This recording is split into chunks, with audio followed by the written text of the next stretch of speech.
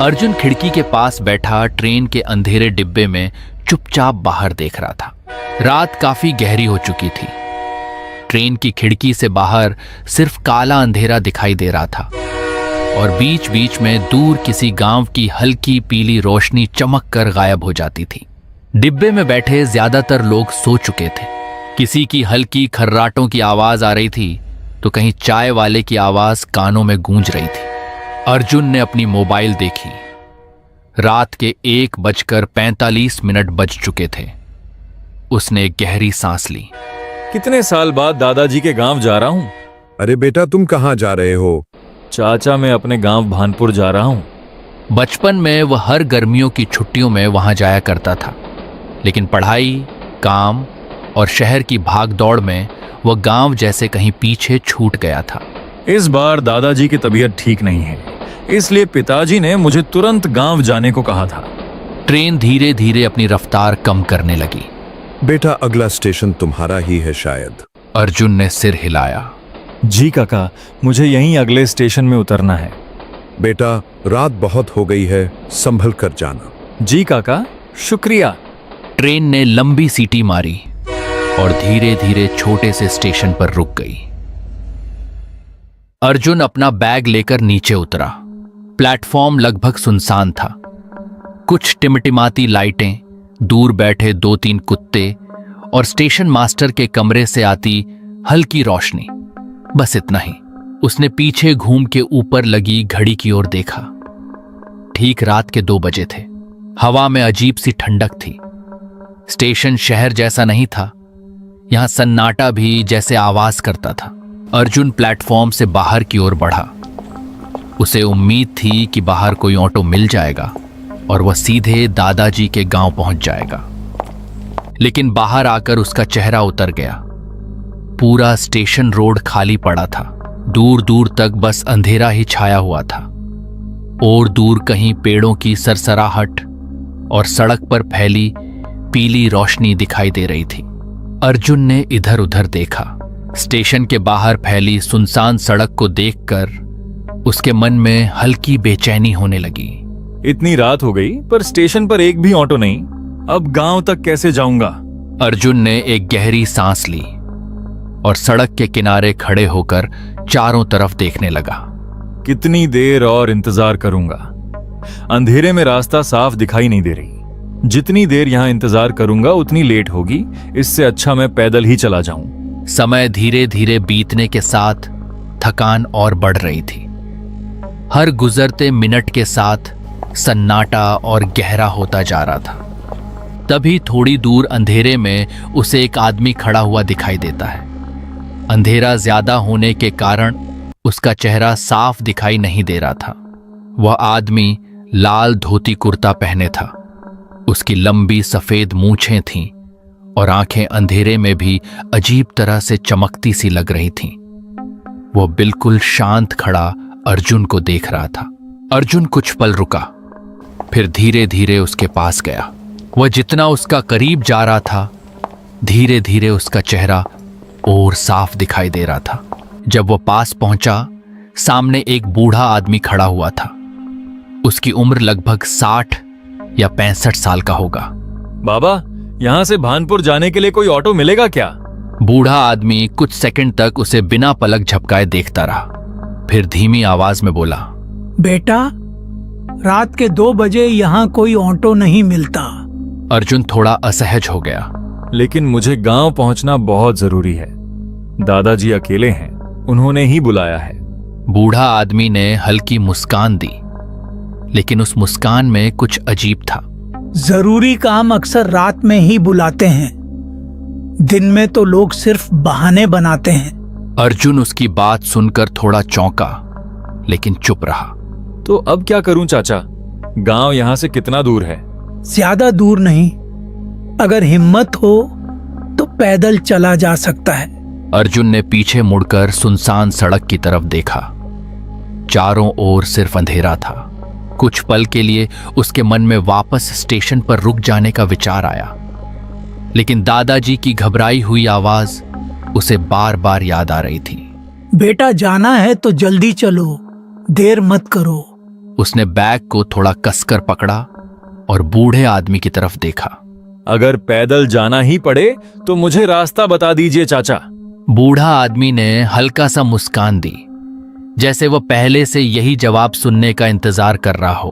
रास्ता बताने से बेहतर है मैं खुद साथ चल देता हूँ।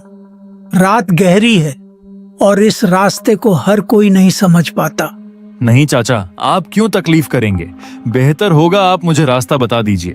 कुछ रास्ते ऐसे होते हैं बेटा जहां अकेले चलना ठीक नहीं होता।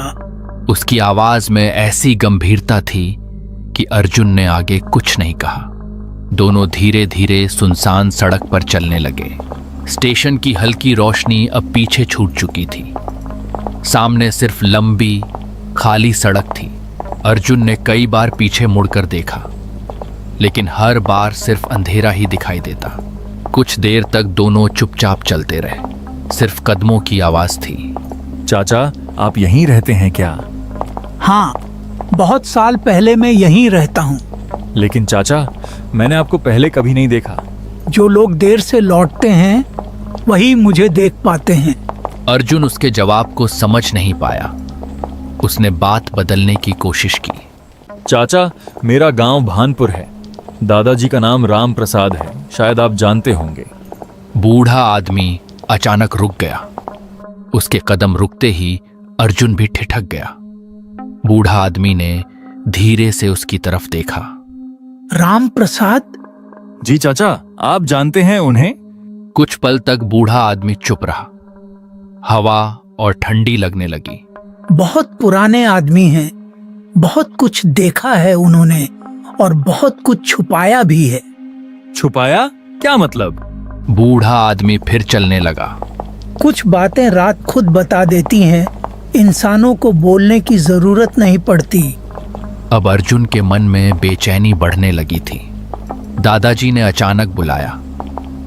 ये अजीब बूढ़ा आदमी और उसकी रहस्यमयी बातें, सब कुछ किसी अनजाने डर की तरफ इशारा कर रहा था।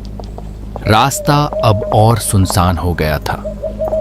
दूर दूर तक कोई घर नहीं, कोई आवाज नहीं, सिर्फ हवा और कभी कभी किसी उल्लू की आवाज। चलते चलते अचानक दूर एक हल्की रोशनी दिखाई दी। अंधेरे के बीच वह पीली रोशनी किसी उम्मीद जैसी लग रही थी। चाचा, वहां वो क्या है? बूढ़ा आदमी ने बिना देखे जवाब दिया। चाय की एक पुरानी दुकान है। रात में भटके हुए लोग वहीं रुकते हैं। तुम भी चलो, चाय पीकर जाना। जैसे जैसे वो आगे बढ़े, वह जगह साफ दिखाई देने लगी। एक सुनसान मोड़ पर सड़क के किनारे टीन की छत वाली एक छोटी सी चाय की टपरी थी। बाहर एक पुरानी लालटेन टंगी हुई थी, जिसकी लौ हवा में कांप रही थी। सामने एक पुरानी लकड़ी की बेंच पर एक बूढ़ी औरत बैठी थी। उसके सफेद बाल बंधे हुए थे, चेहरे पर गहरी झुर्रियां थीं और हाथ में मिट्टी का कुल्हड़ था, जिससे वह धीरे धीरे चाय पी रही थी। बगल में एक पुरानी बेंच पर एक आदमी चुपचाप बैठा था, सिर थोड़ा झुका हुआ, हाथ आपस में जुड़े हुए और चेहरे पर अजीब सी गंभीरता। वो बिना हिले अर्जुन को देख रहा था।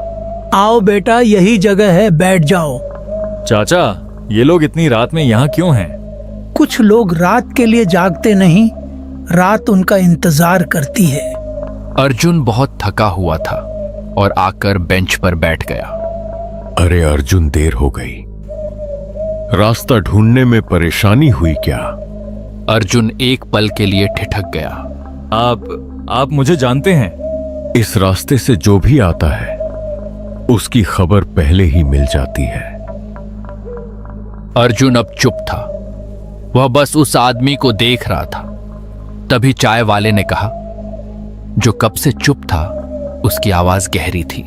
शहर से आए हो शायद, चेहरा बता रहा है। जी, मैं भानपुर जा रहा हूं। दादाजी ने बुलाया है।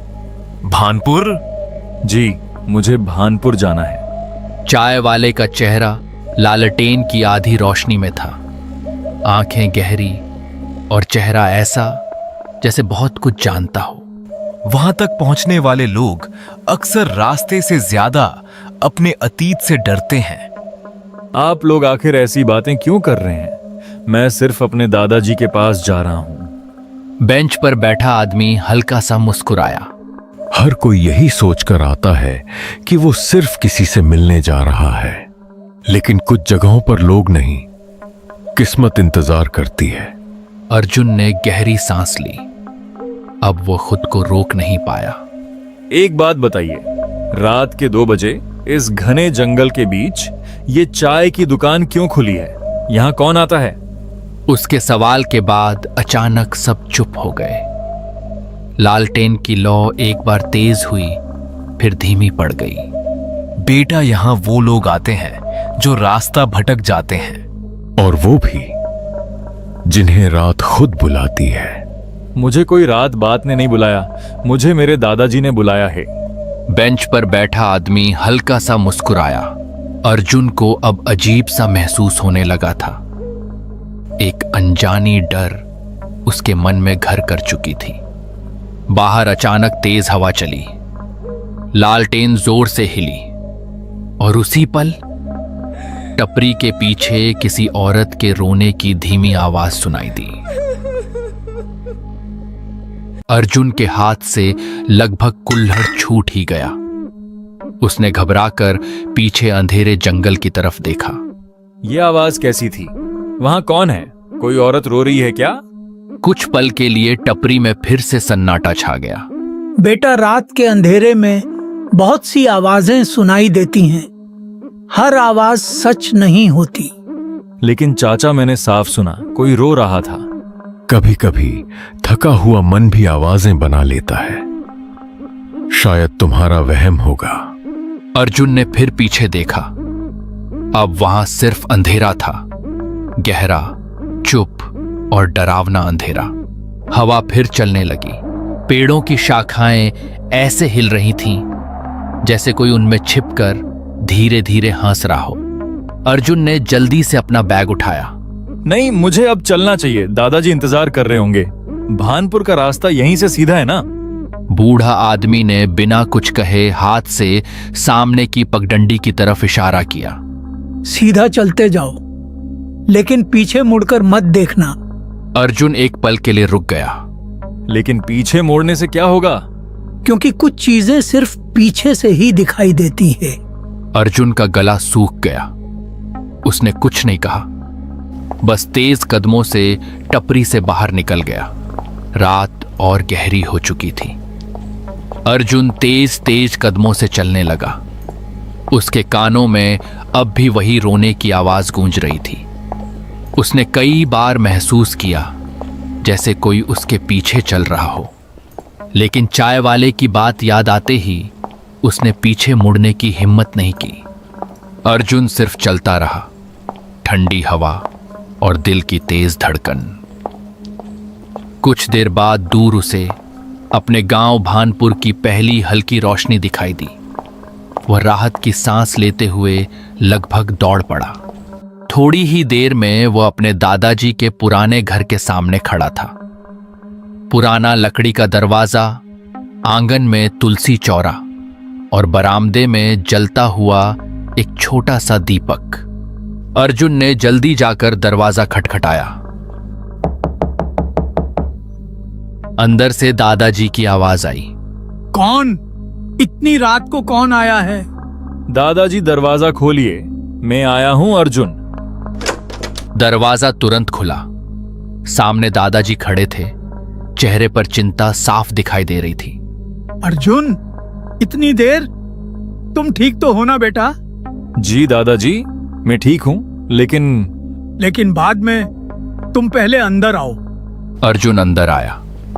उसके चेहरे पर थकान और डर दोनों साफ थे।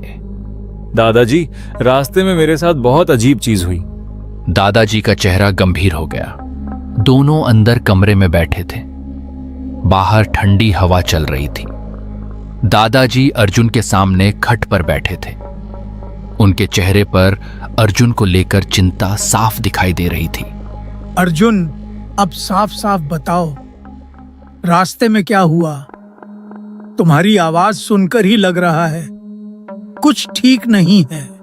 अर्जुन ने गहरी सांस ली। उसके हाथ अब भी हल्के कांप रहे थे।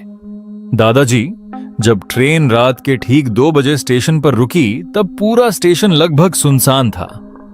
मैं बाहर निकला तो सोचा कोई ऑटो मिल जाएगा, लेकिन बाहर एक भी ऑटो नहीं था, सिर्फ अंधेरा और ठंडी हवा। दादाजी चुपचाप उसकी बात सुनते रहे। अर्जुन ने पूरी बात साफ साफ दादाजी को बताया। पूरा किस्सा सुनते सुनते दादाजी के चेहरे का रंग बदल गया। उनकी आंखों में साफ डर दिखाई देने लगा। कुछ देर तक वे बिल्कुल चुप बैठे रहे। दादाजी, आप कुछ बोल क्यों नहीं रहे? क्या आप उन लोगों को जानते हैं? दादाजी ने धीरे धीरे सिर उठाया। उनकी आवाज भारी हो चुकी थी। अर्जुन, उस रास्ते पर रात के बाद कोई नहीं जाता। लेकिन दादाजी, मैं तो उसी रास्ते से आया था। दादाजी ने तुरंत उसकी बात काट दी और सीधा खिड़की के पास चले गए। कुछ देर वो खिड़की के बाहर घने अंधेरे की तरफ देखते रहे। फिर उन्होंने धीरे से अर्जुन की तरफ देखा। अर्जुन, अभी रात बहुत हो चुकी है बेटा, और तुम काफी थक गए हो। अर्जुन चुपचाप उन्हें देखता रहा। इतनी लंबी यात्रा, फिर वो सुनसान रास्ता। जो भी हुआ उसके बारे में सुबह आराम से बात करेंगे। अभी तुम थोड़ा आराम कर लो। अर्जुन ने धीरे से सिर हिलाया, लेकिन उसके चेहरे पर अब भी डर साफ दिखाई दे रहा था। दादाजी, पता नहीं क्यों मुझे अब भी ऐसा लग रहा है जैसे कोई मेरा पीछा करते हुए यहां तक आया हो। अर्जुन, डर की वजह से ऐसा महसूस होता है। तुम ज्यादा मत सोचो। तुम अब जाकर सो जाओ। ठीक है दादाजी। अर्जुन ने अपना बैग नीचे रखा और बिस्तर पर लेट गया। लेकिन जैसे ही उसने आंखें बंद की, उसके दिमाग में फिर वही दृश्य आने लगे। सुनसान रास्ता, टिमटिमाती लालटेन और बेंच पर बैठा वो आदमी जो बिना पलक झपकाए उसे घूर रहा था। अर्जुन जल्दी ही बिस्तर से उठ गया। उसकी चेहरा देखकर लगता मानो उसका दिमाग किसी अनजानी डर से घिरा हुआ हो। उसने गहरी सांस ली और खुद को समझाने की कोशिश की। शायद मैं जरूरत से ज्यादा सोच रहा हूं। बाहर हवा की आवाज और तेज हो गई थी। थकान इतनी ज्यादा थी कि कुछ ही देर बाद उसकी आंखें भारी होने लगीं। धीरे धीरे वो बिस्तर पर लेट गया और कुछ ही मिनटों में अर्जुन गहरी नींद में सो गया। दिन भर वह दादाजी के साथ घर के छोटे मोटे कामों में लगा रहा। कभी आंगन में बैठकर बातें करता, कभी पुराने दिनों को याद करता। लेकिन उसके मन में एक और बात बार बार आ रही थी। मुकेश। काका के घर जा रहा हूं कहकर अर्जुन मुकेश की घर के और निकल पड़ा, क्योंकि उसे पता था अगर दादाजी जानेंगे कि वो मुकेश की घर जा रहा है तो उसे जाने के लिए मना करेंगे। क्योंकि कुछ साल पहले मुकेश की घर और अर्जुन के घर में कुछ कारण की वजह से बातचीत नहीं होती थी। मुकेश उसका बचपन का सबसे अच्छा दोस्त था। दोनों ने साथ खेलते हुए, साथ स्कूल जाते हुए और गांव की गलियों में घूमते हुए अपना बचपन बिताया था। कई साल हो चुके थे उन्हें आमने सामने मिले हुए। अर्जुन ने सोचा था कि वह दोपहर में ही मुकेश से मिलने चला जाएगा, लेकिन दिन भर कुछ जरूरी कामों में समय निकल गया। देखते देखते शाम होने लगी। आसमान में सूरज धीरे धीरे ढल चुका था। चारों तरफ शाम की अंधेरा छाई हुई थी। चलते चलते अर्जुन को पुराने दिन याद आने लगे। उसे याद आया कैसे वह और मुकेश बरसात में खेतों में दौड़ा करते थे, कैसे दोनों नदी के किनारे घंटों बैठे रहते थे। कितनी बार दोनों ने मिलकर गांव वालों की डांट भी खाई थी और फिर हंसते हुए भाग गए थे। उन यादों को सोचकर अर्जुन के चेहरे पर हल्की मुस्कान आ गई। मुकेश बचपन से ही भानपुर में पला बड़ा था। मुकेश जब छोटा था उसके दादा दादी का देहांत हो चुका था।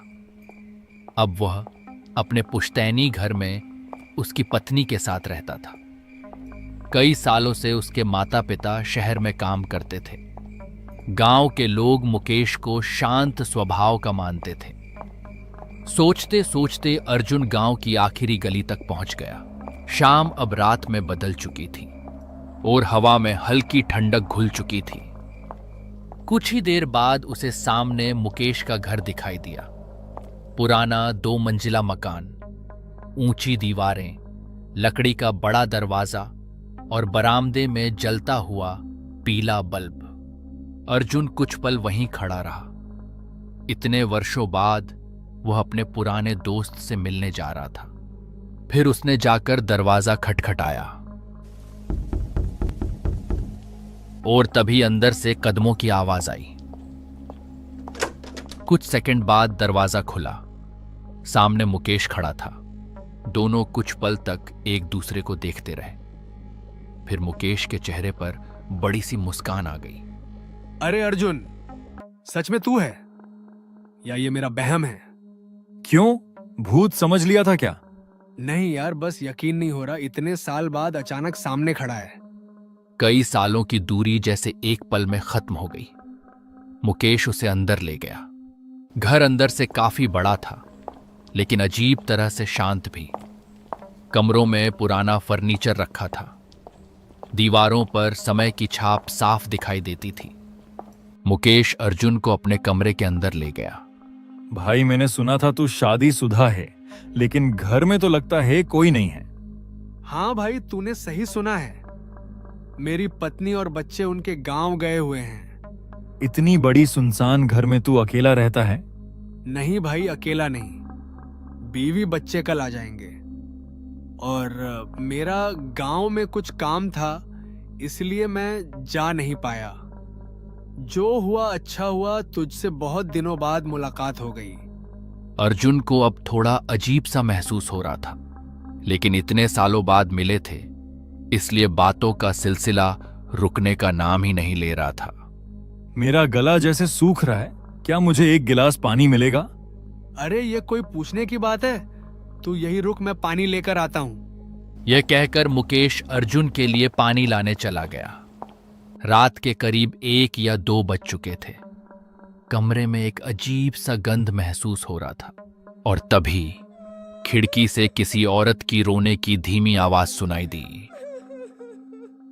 ये कैसी आवाज थी? अर्जुन धीरे धीरे खिड़की के पास गया। उसने चारों तरफ नजरें घुमाया, लेकिन उसे घना अंधेरा के सिवा कुछ नहीं दिखा। तभी उसे पीछे से आवाज आती है। अर्जुन! उसके पीछे मुकेश खड़ा हुआ था। अरे भाई, तेरे चेहरे पर ये 12 क्यों बजे हुए? कुछ नहीं, ऐसे ही, बस थोड़ा घुटन सा हो रहा है। तो फिर ठीक है, तू थोड़ी देर आराम कर ले। यह कहकर मुकेश कमरे से बाहर चला गया। वो अब कमरे में अकेला था। कमरे के अंदर सन्नाटा जैसे उसकी कानों को चीर रही थी। ये मेरे साथ हो क्या रहा है? उस दिन वो अजीब घटनाएं और आज वो औरत की रोने की आवाज। वो बार बार उस खिड़की की तरफ देख रहा था। उसे लग रहा था कि जैसे कोई अदृश्य शक्ति उसके पीछे पड़ी हो। अर्जुन कमरे में बैठा हुआ था कि उसकी नजर एक दरवाजे के ऊपर जाकर पड़ी। वह कमरा पता नहीं कब से बंद पड़ी हुई थी। ऐसा लग रहा था जैसे सालों से कोई उस कमरे के अंदर नहीं गया हो। बाहर हवा की आवाज लगातार सुनाई दे रही थी। घर के अंदर अजीब सी खामोशी पसरी हुई थी। अर्जुन धीरे धीरे अपनी जगह से उठा। उसकी नजर अब भी उसी दरवाजे पर टिकी हुई थी। ये कमरा मैंने पहले नहीं देखा। वह कुछ कदम आगे बढ़ा। जैसे जैसे वह दरवाजे के करीब पहुंच रहा था, उसके मन में अजीब सी बेचैनी भी बढ़ रही थी। दरवाजे के हैंडल पर धूल जमी हुई थी। ऐसा लग रहा था जैसे सालों से किसी ने उसे छुआ तक न हो। अर्जुन का दिल थोड़ा तेज धड़कने लगा। उसने पीछे मुड़कर देखा। मुकेश अभी तक वापस नहीं आया था। पूरे घर में सन्नाटा पसरा हुआ था। अर्जुन कुछ सेकंड तक सोचता रहा। फिर आखिरकार उसने धीरे से दरवाजे को खोला। जैसे ही उसने अंदर कदम रखा, वह कुछ पल के लिए हैरान रह गया। कमरे की दीवारों पर दर्जनों पेंटिंग्स टंगी हुई थीं। अर्जुन ने थोड़ी राहत की सांस ली। उसे अच्छी तरह पता था कि ये पेंटिंग्स मुकेश ने ही बनाया है, क्योंकि मुकेश को बचपन से पेंटिंग बनाने का बहुत शौक था। स्कूल के दिनों में भी वह हर समय कागज और रंग लेकर बैठा रहता था। शायद ये मुकेश का निजी कमरा था। अर्जुन धीरे धीरे कमरे के अंदर आगे बढ़ा। जमे हुए धूल को साफ करके अर्जुन बार बार से पेंटिंग्स को देख रहा था। तभी उसकी नजर दीवार पर टंगी हुई 3 फोटो पर पड़ती है।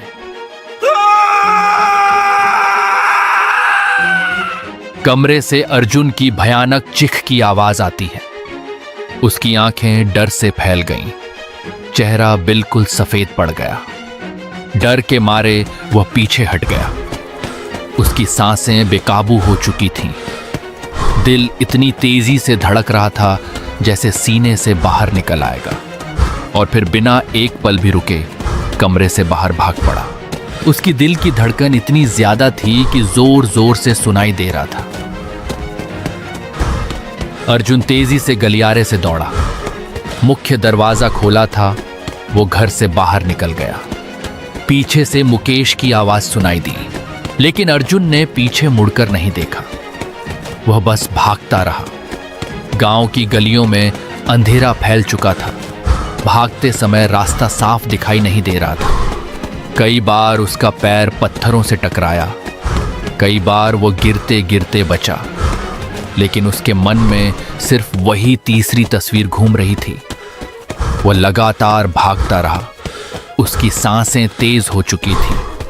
सीना बुरी तरह ऊपर नीचे हो रहा था। ऐसा लग रहा था जैसे उसका दिल किसी भी पल जवाब दे देगा, लेकिन डर उससे भी तेज था। किसी तरह भाग के अर्जुन अपने दादाजी के घर पहुंच जाता है।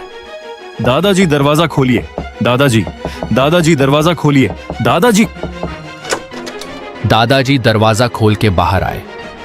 वो अर्जुन को देखकर हैरान हो गए। अर्जुन, इतनी देर? बेटा तुम कहाँ थे? इतनी रात हो गई। मैं परेशान हो गया था। दादाजी वह मैं ठीक है, तुम पहले अंदर चलो, बैठ के बात करते हैं। रात बहुत हो गई। दादाजी और अर्जुन दोनों अंदर आए। अर्जुन, अब बोलो, तुम इतने घबराए हुए क्यों हो? अर्जुन की हालत खराब थी। उसका चेहरा पीला पड़ चुका था। सांसें अब भी तेज चल रही थीं। वो कुछ सेकंड तक बोल ही नहीं पाया। फिर कांपती आवाज में उसने कहा, दादाजी मैं आज आपको बिना बताए मुकेश के घर गया था। यह सुनते ही दादाजी का चेहरे का रंग उड़ गया। फिर क्या हुआ? अर्जुन ने पूरी बात दादाजी को बताई। दादाजी ध्यान से सब सुनते रहे। उनके चेहरे का रंग धीरे धीरे बदलने लगा। कुछ पल बाद उन्होंने धीमी आवाज में पूछा, लेकिन तुमने तो बताया नहीं, वो तस्वीरें किसकी थीं? दादाजी, और मैंने जब ऊपर की दीवार को देखा